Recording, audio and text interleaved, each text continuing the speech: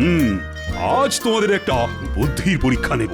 উত্তর দিতে পারলে বুঝবো মাইনে দিয়ে আমি ঠিকঠাক লোকজনই পুষছি, আর না পারলে বুঝবো কতগুলো আহাম্মককে প্রতিপালন করে যাচ্ছি। ঠিক আছে মহারাজ, প্রশ্ন করুন। কেউ না পারলেও আমি জানি যে আমি ঠিক পারবো। হুম, সকলে তাহলে শোনো, তোমাদের প্রত্যেককে 1 টাকা করে দেওয়া হবে, আর সেই 1 টাকায় এমন জিনিস কিনে আনতে হবে যা দিয়ে একটা ঘরকে ভরিয়ে তোলা যায়।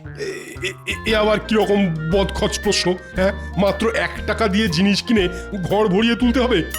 না মহারাজ, ও আমি পারবো না। তুমি যে পারবে না সেটা আমি ভালো করেই জানতাম। মাথায় তো তোমার ঘিলু বলে কিছু নেই, পুরোটাই গোবর, তাও আবার পচা।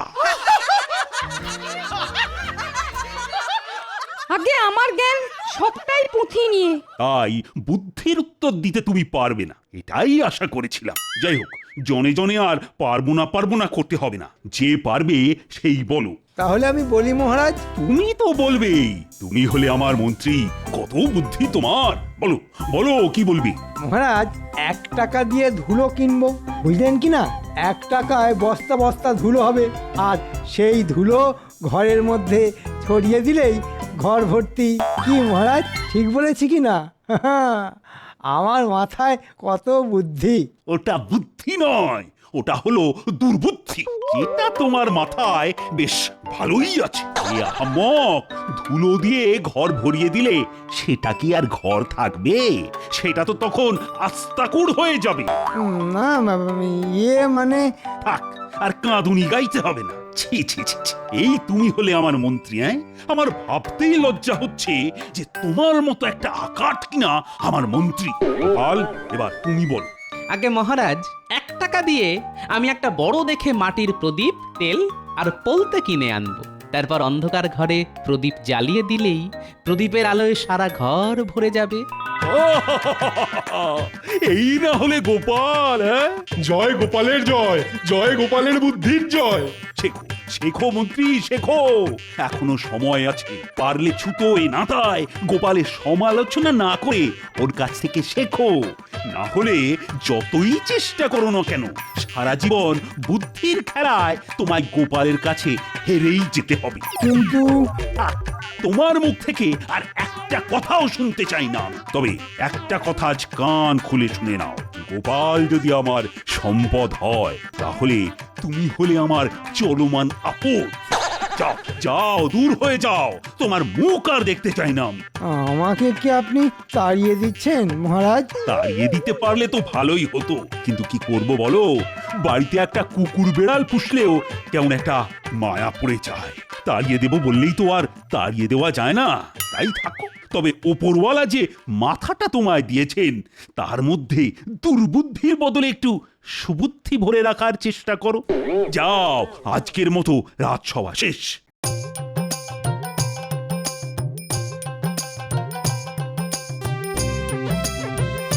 গোপাল গোপাল গোপাল, গোপাল যেন ভগবান, আর আমাকে কি না কুকুর বেড়ালের সাথে তুলনা করা। দূর দূর, জীবনে ঘেন্না ধরে গেল।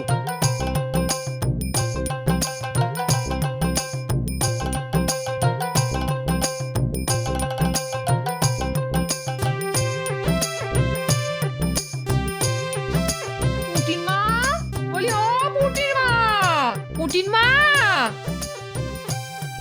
উমা, দিদি, কি সৌভাগ্য আমার! আমার বাড়িতে দিদির পায়ের ধুলো পড়লো। এসো এসো, ভেতরে এসো। এই পথ দিয়ে যাচ্ছিলাম, ভাবলাম তোমার সাথে একটু গল্প করে যাই। খুব ভালো করেছো দিদি। এসো এসো, ঘরে এসো।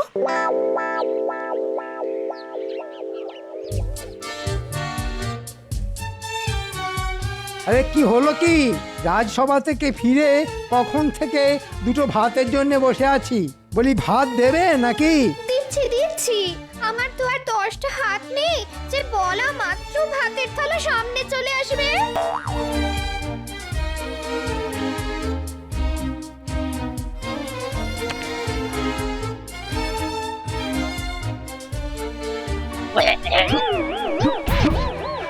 এটা কি হয়েছে? এটা কি ডাল না নুন ছাড়া ফ্যান? আর এটা কি তরকারি না গরুর জাবনা? অমন করে চেঁচাচ্ছ চেঁচাচ্ছ কেন? না চেঁচাবে না, জঘন্য রান্নার জন্যে না চেঁচিয়ে তোমায় মাথায় তুলে নাচবে। কেউ বলেনি আমার মাথায় তুলে নাচতে। দেখো, মুখে মুখে তর্ক করো না, আমার মন মেজাজ কিন্তু ভালো নেই। বুঝতে পেরেছি, নিশ্চয়ই মহারাজের কাছে ধ্যাতানি খেয়ে এসেছো আর রান্নার ছুতোয় ঝাল ঝাড়ছো আমার উপর। তবে একটা কথা আজ পরিষ্কার করে বলে দিচ্ছি, কারণে অকারণে আমার উপর মেজাজ দেখালে আমিও কিন্তু ছেড়ে কথা বলবো না, বলে দিচ্ছি। কি করবে? তুমি কি করবে? কি করব? বেশি তেজ দেখালে না জম্মের মতো বাপের বাড়িতে বসিয়ে দিয়ে আসবো। কি? এত বড় কথা? এত বছর বিয়ে হয়ে যাবার পরেও উঠতে বসতে বাপের বাড়িতে বসিয়ে আসার ভয় দেখানো? ঠিক আছে, তোমায় আর কষ্ট করে বসিয়ে দিয়ে আসতে হবে না, আমি নিজেই চলে যাব। হ্যাঁ হ্যাঁ, কত যাবে আমার জানা আছে। বলি, এমন সুখ আর পাবে কোথায়? তোমার সুখ নিয়ে তুমি থাকো, আমি চললাম। হ্যাঁ হ্যাঁ, যাও যাও, তবে আর কখনো যদি ফিরে আসো না তাহলে মুখের ওপর দরজা বন্ধ করে দেব। তোমার মতো লোকের সংসার করতে না আর জীবনেও ফিরে আসবো না, জীবনেও না।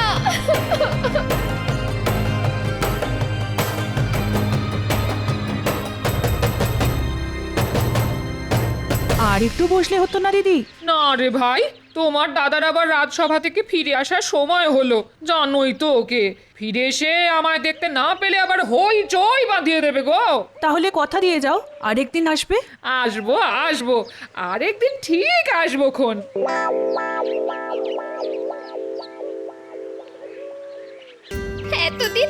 এতদিন সংসার করার এই পুরস্কার, একটু স্নেহ ভালোবাসা তো নেই, উল্টে উঠতে বসতে দাঁত খিঁচুনি আর গঞ্জনা।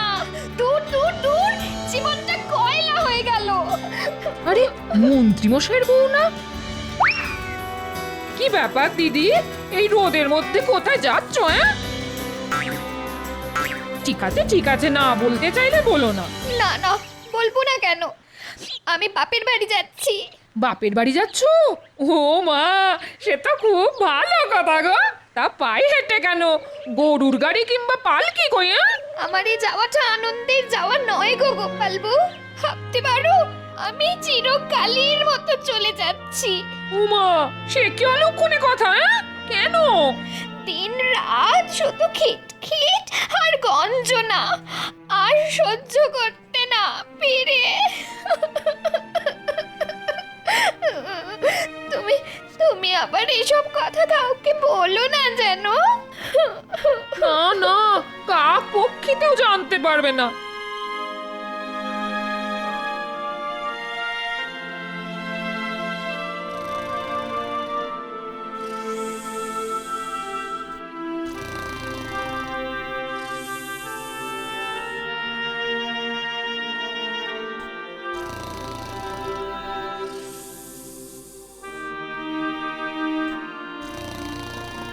ওই দেখেছো, রাজসভা থেকে ফিরে এসে কেমন নাক ডাকিয়ে ঘুম হচ্ছে। ওহ, যেমন খাওয়া তেমন ঘুম। এই ওঠো বলছি, ওঠো ওঠো ওঠো। এই, কি হলো কি? হ্যাঁ, ঠেলা মারছো কেন? কথা আছে। কি কথা? মন্ত্রী মশাইয়ের বউ আজ গৃহত্যাগ করেছে। হ্যাঁ, দেহত্যাগ করছে? সে কি, কখন, কি করে? আচ্ছা, ঘুমিয়ে ঘুমিয়ে কি কানের মাথাও খেয়ে ফেলেছো নাকি? দেহত্যাগ আবার বললাম কখন? বললাম গৃহত্যাগ, গৃহত্যাগ। ও তাই বলো। তাই সংবাদটা কোথা থেকে পেলে? আরে পুঁটিদের বাড়ি গেছিলাম না, আসার পথে মন্ত্রীর বউয়ের সাথে দেখা। পায়ে হেঁটে বাপের বাড়ি যাচ্ছে গো। জিজ্ঞেস করতে বলল মন্ত্রী মশাইয়ের খিটখিট আর গঞ্জনার জন্য চিরকালের মতো চলে যাচ্ছে। বুঝতে পেরেছি, মন্ত্রীর আজ মাথা গরম, তাই হয়তো যত মেজাজ সব বউয়ের উপর দেখিয়েছে। মেজাজ গরমের কারণ কি শুনি? সে আর বলো না, মহারাজ যে আজ আচ্ছা করে করকে দিয়েছেন ওকে। যাকে যাক, এসব কথা আবার পাঁচ কান করো না জানো। না না, পাঁচ কান করতে যাব কেন? শুধু তোমাকেই যা বলার বললাম। হ্যাঁ ঠিক আছে ঠিক আছে, এখন যাও দেখি, গিয়ে তেল কাঁচা লঙ্কা দিয়ে 4টি মুড়ি মেখে আনো তো দেখি, বড্ড খিদে পেয়েছে বুঝলে।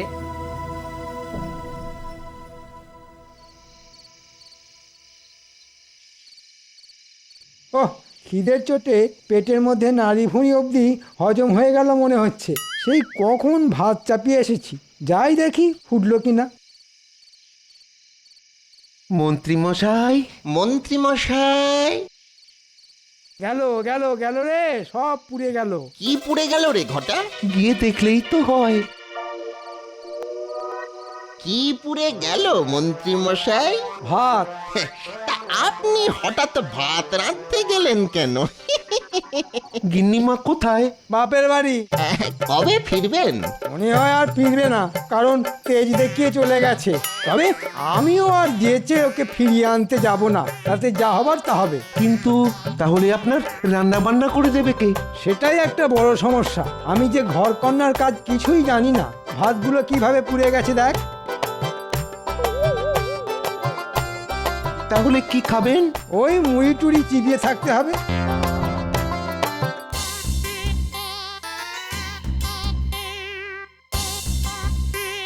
মন্ত্রীর বউ বাপের বাড়ি চলে গেছে, একটি উঁকি মেরে দেখে আসতে হচ্ছে মন্ত্রী একা একা কি করছে।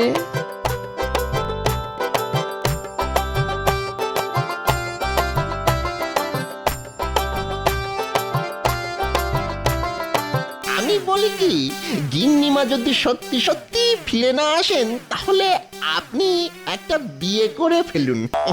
বিয়ে এই বয়সে কে দেবে আমায় মেয়ে? কি যে বলেন না, আপনাকে কে মেয়ে দিতে চাইবে না? আরে আপনি হচ্ছেন মন্ত্রী, একবার হ্যাঁ বলেই দেখুন না, মেয়ের বাবারা সব আপনার দোরগোড়ায় হতে দিয়ে পড়ে থাকবে। বলছিস? বলছি মানে একেবারে কাজে করে দেখিয়ে দিতে পারি। তাহলে দেখ একটা মেয়ে, একবার যদি বিয়েটা করে ফেলতে পারি না, তাহলে আচ্ছা করে তোদের গিন্নিমার মুখে ধামা ঘষে দেওয়া যাবে। ঠিক আছে ঠিক আছে, কোনো চিন্তা করবেন না, দু একদিনের মধ্যেই আপনাকে মেয়ে দেখাতে নিয়ে যাব। হ্যাঁ রে, দেখতে বেশি মানে সুন্দরী হবে তো? একেবারে ডানা কাটা পলি। আহা, তোরা কি ভালো রে, ওপরওয়ালা যেন ঠিক সময়ে তোদের পাঠিয়ে দিলেন। তাহলে এই সব যুক্তি হচ্ছে একটা বউ যেতে না যেতেই আরেকটা বিয়ে করার মতলব। ঠিক আছে মন্ত্রী, তোমার দ্বিতীয়বার বিয়ে আমি দেব।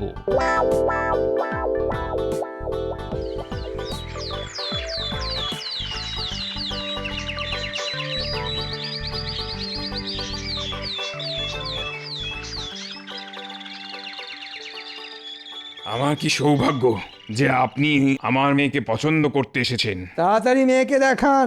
হ্যাঁ হ্যাঁ হ্যাঁ, এই তো আনতে বলছি। কি গো, আরে শুনছো? আরে খুকিকে নিয়ে এসো।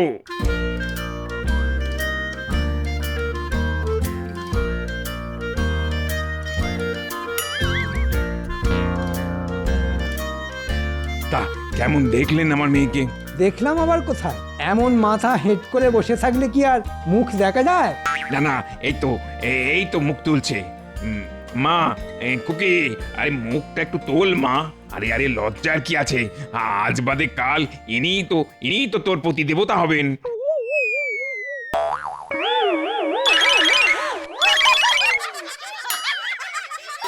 বটা, আগে এই তো ডানা কাটা পড়ি। সবই তো ঠিকই আছে, শুধু ওই চোখের মনি দুটো ছাড়া আর কি। তবে তবে ভাত রাঁধতে পারে খুব ভালো। হ্যাঁ, নিকুচি করেছে তোদের রান্নার। মস্করা হচ্ছে, আমার সঙ্গে মস্করা হচ্ছে। আজ তোদের মেরেই ফেলবো। দাঁড়া দাঁড়া বলছি, দাঁড়া দাঁড়া।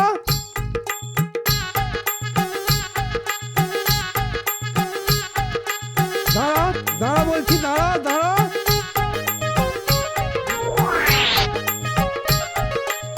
ও গোপাল দাদা, আমাদের বাঁচাও, আমাদের বাঁচাও। আরে আরে কি হয়েছে সেটা না বললে বাঁচাবো কি করে? আমার সঙ্গে প্রবঞ্চনা, ডানা কাটা পরীর নাম করে টেরা মেয়ে দেখানো। পাত্র হিসেবে আমি কি এতটাই খারাপ? হ্যাঁ, টেরা মেয়ে পাত্র? কি হয়েছে মন্ত্রী মশাই, কারো বিয়ে নাকি? সেটা তোমার না জানলেও চলবে। ঠিক আছে, পরে বুঝে নেব তোদের।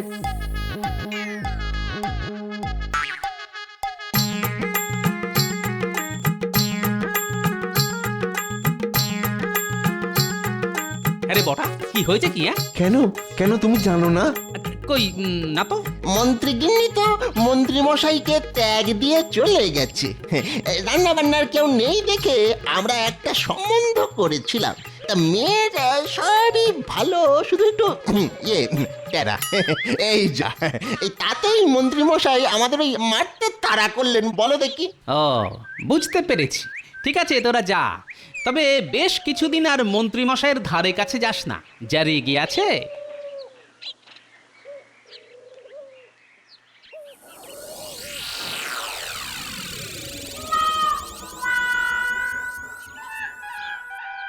ওহ, কি পোড়া কপাল আমার। আমি এ রাজ্যের মন্ত্রী, ঘরে সোনাদানা টাকা পয়সা কোনোটারই অভাব নেই, তবুও ভিখিরির মতো মুড়ি চিবোতে হচ্ছে। মন্ত্রী মশাই, ও মন্ত্রী মশাই। উফ, ঠিক এই সময় টেকোটা আবার এলো কেন? ভেতরে এসো। এগুলো দিতে এলাম, মানে আমার গিন্নি আপনার জন্য এগুলো পাঠিয়েছে। কি আছে ওতে? ওই সামান্য কিছু খাবার দাবার, ভাত, মাছের মাথা দিয়ে ডাল, রুই মাছের কালিয়া, পুঁটি মাছের টক। আমার জন্যে? কই দেখি দেখি। ওরে বাবা, কত খাবার!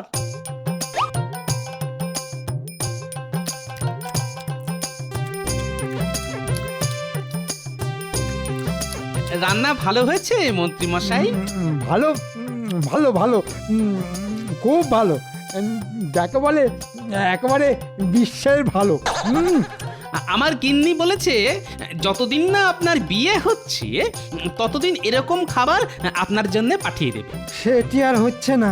ভালো খাবার মুখে যেতেই মন্ত্রীর মনের দরজা মনে হচ্ছে খুলে যাচ্ছে। কেন হচ্ছে না? পাত্র হিসাবে আপনি কম কিসের? আসলে আমার বয়স এই তো বটা ঘটা পাত্রী দেখাতে নিয়ে গিয়েছিল। ওরে বাবা, কি বলবো, সে কি টেরা!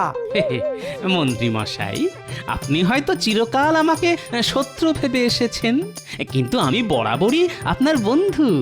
তাই আদেশ দিলে আপনার জন্য একটা পাত্রী দেখি। আছে নাকি তেমন কোনো পাত্রী?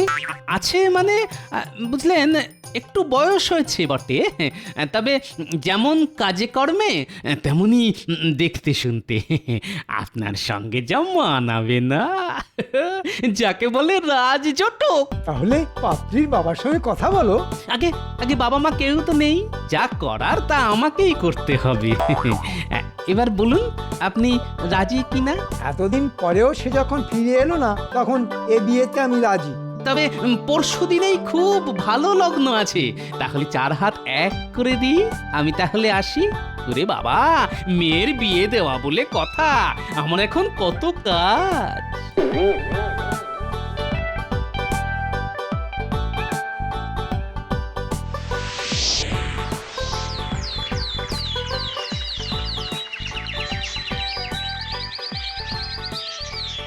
কি বলছো কি গোপাল? আগামীকাল মন্ত্রীর দ্বিতীয়বার বিয়ে, আর এই বিয়ের ঘটক হলে কিনা তুমি?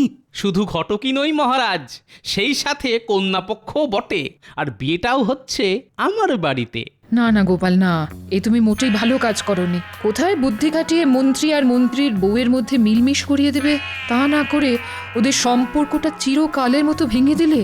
এখন সেই মেয়েটার কি হবে সেটা একবার ভেবে দেখেছো? না না, এ বিয়েতে আমি যেতেই পারবো না। রানীমা, আপনি তো আমাকে সন্তানের মতো দেখেন, যদি দেখে থাকেন তাহলে একবার অবশ্যই আসুন এই বিয়েতে। দেখবেন আপনার গোপাল এমন কিছু করবে না যাতে আপনার কষ্ট হয়। কি জানি বাবা, কি যে করতে চাইছো তুমি? তোমাকে বোঝা আমার কম নয়, তবে নিমন্ত্রণ যখন করতে এসেছো তখন আমরা দুজনেই ঠিক সময় পৌঁছে যাব।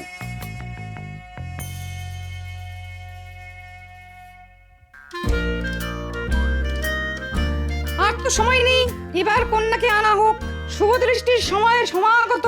হ্যাঁ হ্যাঁ হ্যাঁ, এই তো আনছি, শুধু মহারাজ এসে গেলেই। হ্যাঁ, আমরা এসে গেছি গোপাল। তাহলে শুরু হোক শুভ দৃষ্টি। পাত্রীকে নিয়ে এসো। চলুন মন্ত্রী মশাই, শুভ দৃষ্টি করবেন, চলুন। দেখবেন পাত্রীকে দেখলেই একেবারে গলে যাবেন।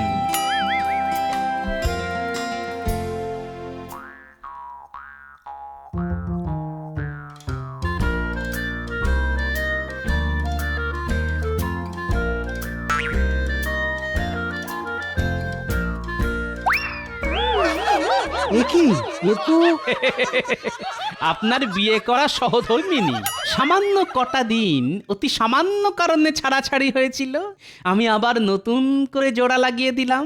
কি রানীমা, আপনার মুখ রাখতে পেরেছি তো? ধন্য গোপাল, সত্যি তুমি ধন্য। ছাদনা তলা যখন হয়েইছে তাহলে এবার মালা বদল আর মন্ত্রপাঠ হয়ে যাক। মালা বদল হবে বই কি, তবে ওই যদিদং হৃদয়ং না বলে নতুন মন্ত্র পাঠ হয়ে যাবে, আর সে মন্ত্র পাঠ করাবো আমি। বলুন মন্ত্রীমশাই, কখনো আর সামান্য কারণে ঘরের লক্ষ্মীকে মুখ নাড়া দেব না। আরে চুপ করে আছেন কেন? বলুন বলুন। কখনো আর সামান্য কারণে ঘরের লক্ষ্মীকে মুখ নাড়া দেব না।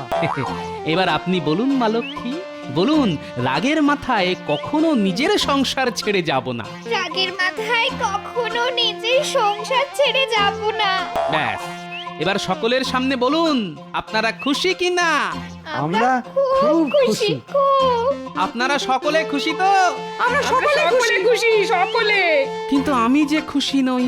কেন কেন খুশি নও কেন? এমন চমৎকার সন্ধে, এমন সুন্দর পুনর্বিবাহ, অথচ খাওয়া দাওয়ার কোনো ব্যবস্থা নেই। আসলে আমি যে কিপটে। থুড়ি থুড়ি থুড়ি ভুল বলে ফেলেছি। আসলে আমি না খুব গরিব। তোমার কোনো দুঃখই আজ আর রাখবো না আমি। ভোলা ময়নাকে খবর দাও, সকলের পেট পুরে মিষ্টিমুখ করার ব্যবস্থা করো। এই না হলে মহারাজ, আর একেই বুঝি বলে মধুরেন সমাপয়েত।